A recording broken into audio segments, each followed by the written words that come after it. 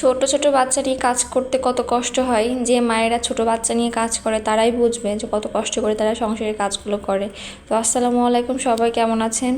আলহামদুলিল্লাহ, আমিও ভালো আছি।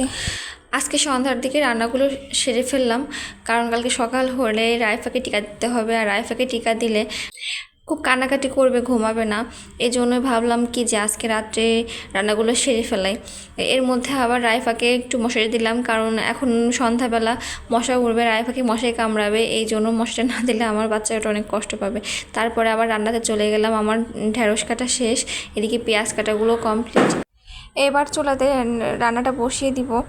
আচ্ছা, আমরা কিন্তু ঢ্যাঁড়স বলি, অনেকে ভেন্ডি বলে, যে এলাকাতে যেভাবে ডেকে স্বাচ্ছন্দ্য বোধ করে। আমরা ঢ্যাঁড়স বলি, কখনো ভেন্ডি বলি, তার ঠিক নেই।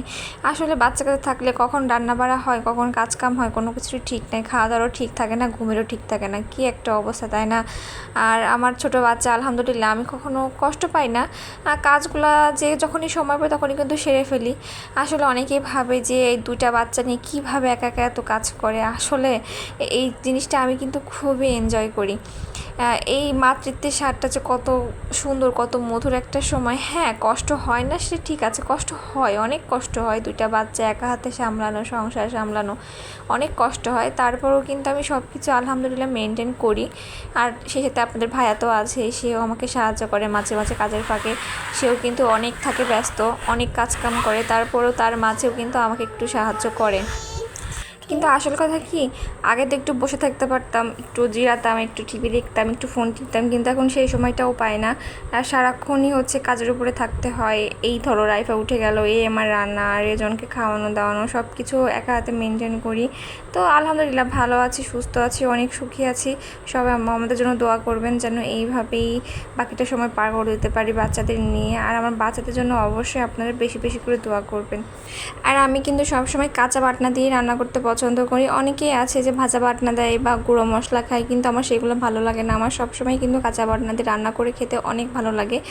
আর রান্নাটাও অনেক দ্রুত করতে হবে, যেহেতু রাইফা ঘুমিয়ে আছে। এই দিক থেকে রেজন বলছে আমু কোলে নাও, কোলে নাও। মানে এখন অনেকেই বলবে আপনার কি শখ, এর মধ্যেও আপনি ভিডিও করছেন দুইটা বাচ্চা নিয়ে। আসলে এই কাজটা আমি কিন্তু শখের বসে করতাম, আর আমি যখন অসুস্থ ছিলাম তখন এই কাজটা পুরোপুরি বন্ধ করে দিয়েছিলাম। আবার এখন টুকটাক করে দিচ্ছি। ভাবছি সারাদিন যা করি সেগুলো আপনাদের সাথে একটু শেয়ার করব, আর আমার পেজটাও রানিং থাকবে। তো আমার এই ভিডিওগুলো কার কাছে কেমন লাগে অবশ্যই জানাবেন। আর এদিকে আমি মাছ যখন ভেজেছি, আমার ছেলে এসে বলছে আম্মু মাছ খাবো, মাছ দাও। তো ভাজা একটা মাছ ওকে দিয়ে এলাম, ও অনেক খুশি হয়েছে মাছটা পেয়ে। আর এইদিকে আমার তরকারিটা কষানো হয়ে গিয়েছে, এবারে একটু পরে ঝোলের পানি দিয়ে দিব, আর মাছগুলোও দিয়ে দিব। তারপরে একটু বেশি করে ঝোল রাখবো, যেহেতু কালকে আবার তরকারিটা গরম করতে হবে, আর গরম করলে ঝোলটা শুকিয়ে যাবে। এই জন্য একটু ঝোলটা রেখে তারপরে দিব। আম্মু এদিকে তাকাও। মা, আমার মা কোথায়? এই যে মা।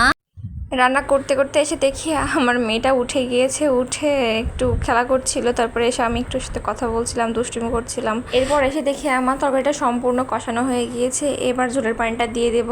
আমার দিনটা এখন এমনই যায়, এই দৌড়ের পরে থাকি সব সময়, এই কাজ কাম, এই বাচ্চা কাচ্চা সামলাম। কী আর করবো, ভয়তে আসছে। এদিকে ছেলে কথা বলে, এদিকে মেয়ে কথা বলে। না, মেয়ে কথা বলে না, মেয়ে একটু উই করে, সেটাও আবার সেটা উঠে যায়। কী আর করার, এর মধ্যেও কথা বলতে হবে, ভিডিও তৈরি করতে হবে। তো আমার ভিডিওটা আজকে সবার কাছে কেমন লাগলো অবশ্যই আমাকে জানাবেন। আর সবাই ভালো থাকবেন। আল্লাহ হাফেজ।